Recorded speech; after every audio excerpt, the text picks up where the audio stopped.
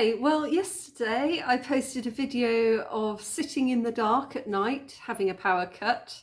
And it's not so obvious during the daytime, but I am now sitting here in the day through a power cut.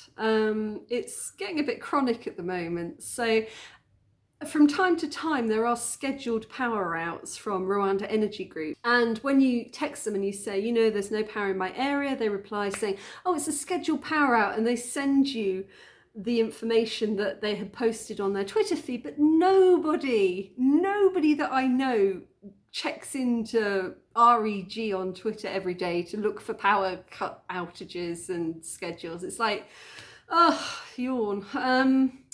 So you just get surprised when it goes out for, it's been out for about an hour now, and my laptop is just in front of me. I keep looking at it here, and the power is about to die. And there's nothing you can do about it. And the thing that just gets so many people so mad is the internet situation, because it would be okay for like an hour if your computer battery, you've got enough computer battery and you've got the internet and you could keep working.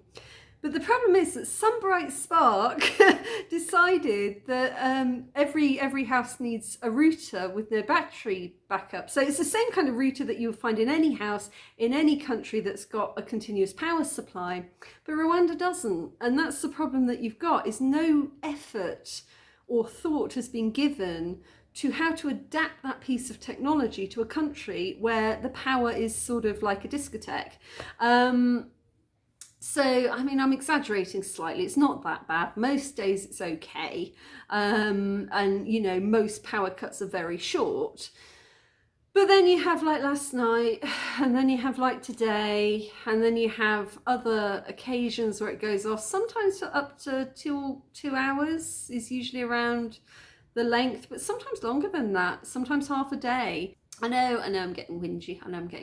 And all it needs is battery backup. Or as one lovely commenter called Isnotant said on my last blackout video, apparently if you can get the right cord, so a USB cord to the in port of the router, you can hook up a battery pack to the router so you could continue to work even whilst the electricity's out.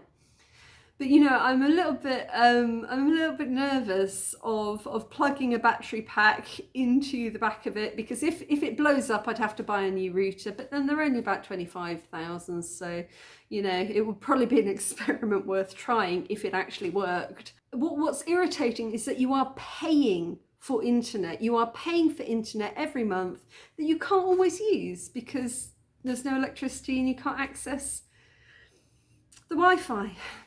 And so on top of the monthly subscription that you're paying to, say, Canalbox or Liquid for your general fibre optic provision, you're then going off and having to spend extra money to MTN or Airtel every month to top up your phone so that you can hotspot your phone, which does have a battery, to your computer and try and just use some really slow internet to get you through the power cut, which just seems really irritating to me because I'm already paying a monthly subscription to an internet provider. Why can't they provide an emergency hotspot when my power goes down? Yeah. I need to shake it out. I need to shake it all out. I've got a tub of tiramisu from Kigali Tiramisu. That is a company in Rwanda that literally drives around and home delivers tubs of tiramisu.